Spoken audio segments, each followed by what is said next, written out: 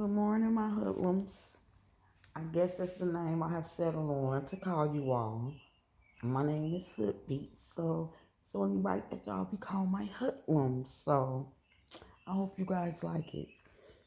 I really don't have too much time to be making videos, but I have to put my 2 cents in this subject slash debacle. As I have said before, I'm from Chicago, and in my city, I have helped a lot of people in need. I have a big soft spot for the homeless community, and it's been that way for a long time now. When I got my first apartment in the projects, not 2 months in, I had two homeless people that I knew moving to my apartment with me. But I found out early on that I could help people without them living with me. I hate a messy place, so needless to say, that didn't work out.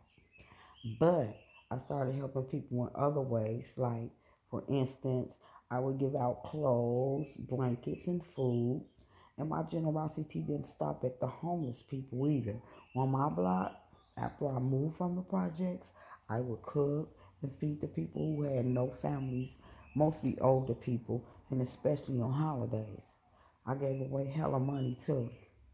Now, with all that being said, about 10 years ago, I started watching stories on YouTube about the homeless community. I'm in all type of sectors, but one of the main ones is the homeless sector.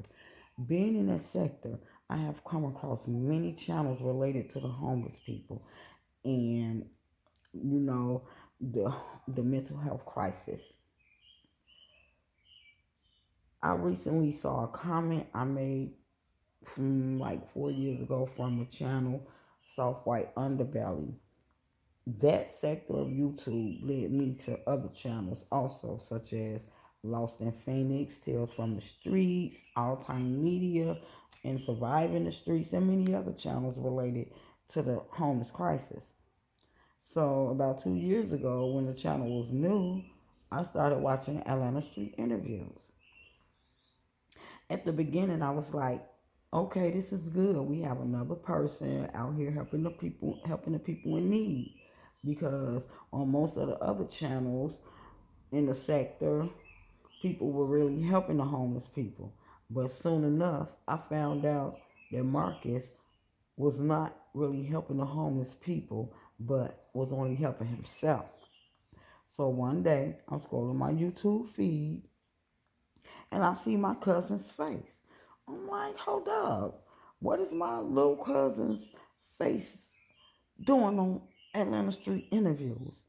So I watched the video, and mind you, I already have been having issues about the questions he was asking the interviewees, and I really had that issue while watching him interview my cousin. This is just one of the questions, or probably just only like this little strip that I had a problem with, but like that was just too much. But here we go. Homeless, like, okay, all right. So how did that lead up to him being in the porn industry? How did that lead up to, him kind of, so I'm guessing that, he was kind of like the top and you were like the bottom type deal? No, it was more Like like what the that. hell? Okay, so it Why was would both, he? it was both. Yes. Okay. We gonna listen to that So you wasn't again. trying to get into the porn industry? Okay. Because, I mean, it started off like, oh, it's something about the porn industry, and that's how I got homeless. Like, all right, okay, all right. So how did that lead up to him being in the porn industry? How did that lead up to, him kind of, so I'm guessing that, he was kind of like the top and you were like the bottom type deal? No, it was more like that. Okay, And so, and then hold up, before it was something else he you said. know, kind of like the Energizer Bunny, man. All right. Okay. He was young, so I mean, hey.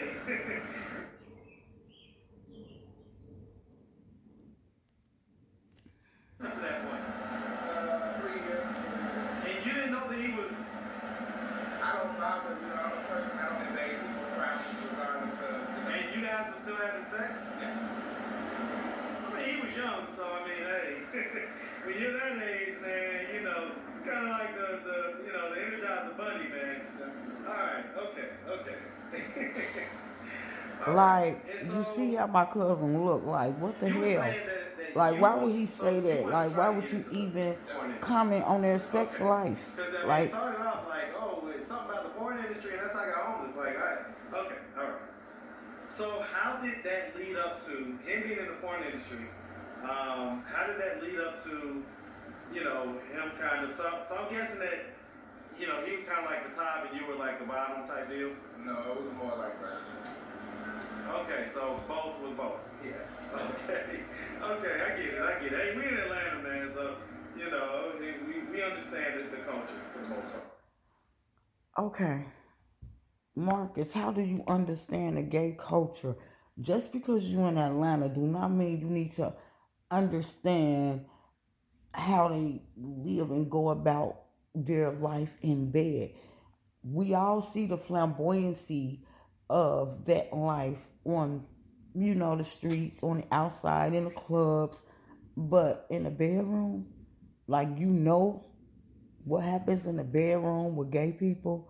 You know about tops and bottoms. Like, come on now, I never thought that deep because I'm not gay. So I don't know, Marcus. Like, are you trying to tell us something? Something else, I mean? Okay, back to my video. But since this video, I continue to watch Marcus. And the questions got more sinister, more degrading, and so did his behavior. Like, I started thinking to myself, and I even told my husband, like, I think this man is asking questions like, have you sold your body? How much do you charge? What's the highest or the lowest that you've ever charged? And have you been molested? And what's the youngest age that it happened to you? So I started telling my husband he was asking those questions for his own personal agenda. And as usual, I was right. And eventually, all kinds of accusations of improprieties against Marcus were being made. The first person that we know of to come out was Monique.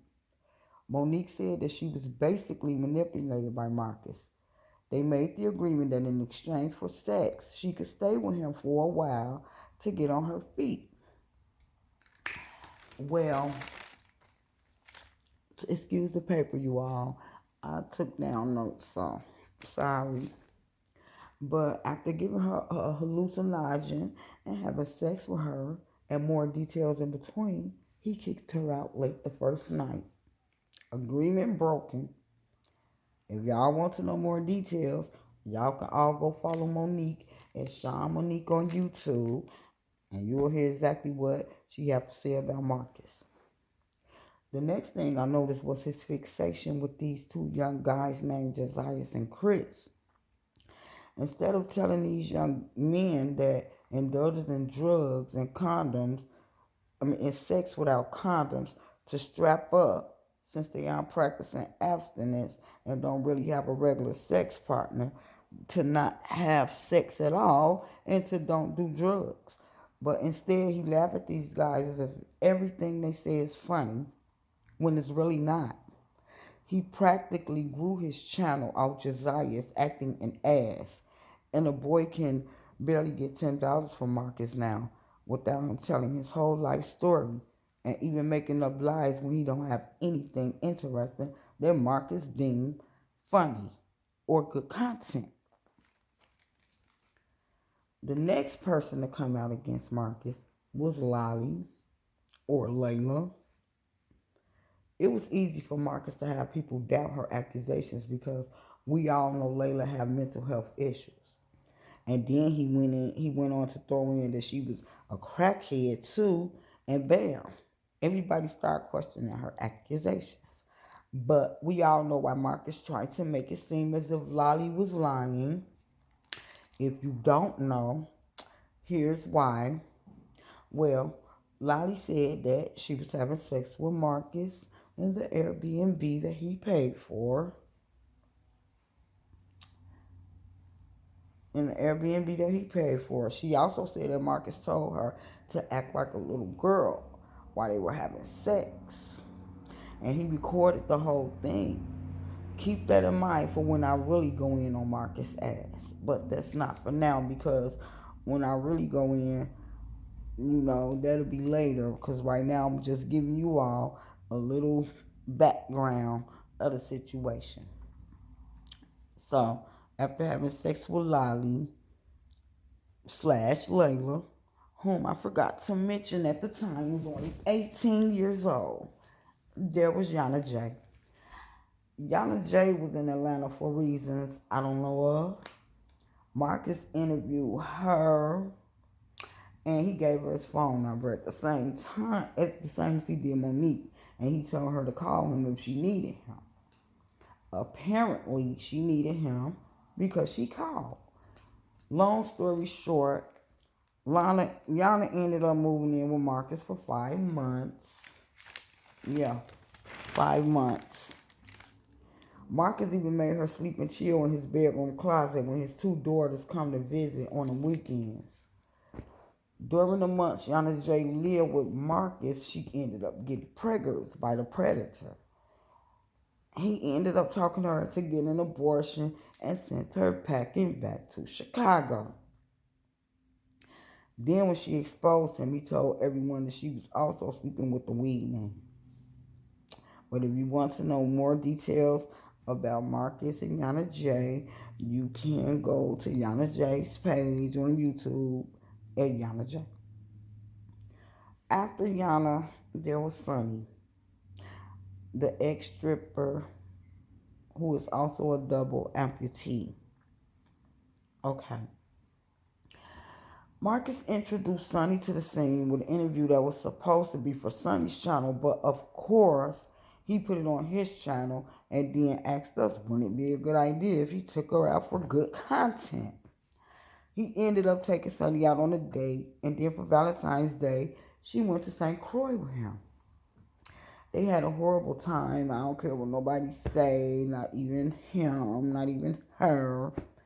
But after they got back, Sonny started having this entitled attitude with Marcus, and he was acting like she had something over his head, even though he said they weren't a couple. But eventually Sonny came out and basically alleged that Marcus violated her, basically like took whole advantage of her.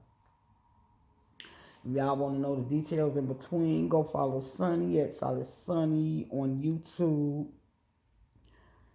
And where are we now? So that brings us to West Indy. West Indy was also homeless when Marcus interviewed her. As usual, he made her feel comfortable with helping him exploit her. They eventually had sex, and then they did another interview in which she later on said he performed oral sex on her and then asked her to have sex without a condom, which caused him to get upset when she said no. So he started to degrade her, put her down. That's what the egotistical maniacs do, And so she eventually came out saying that she let Marcus perform oral sex on her, and she caught BV, which is bacterial vaginosis. If you want to know the details in between, you can follow West Indy on YouTube at West Indy Collection.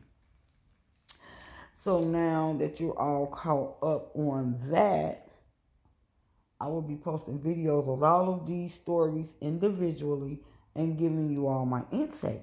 So please like, comment, and subscribe. And don't forget to hit the bell so that you will be notified each time I post a video. Stay tuned, y'all. It's about to get hot in the homeless sector. You heard me? And be on the lookout for hood stories.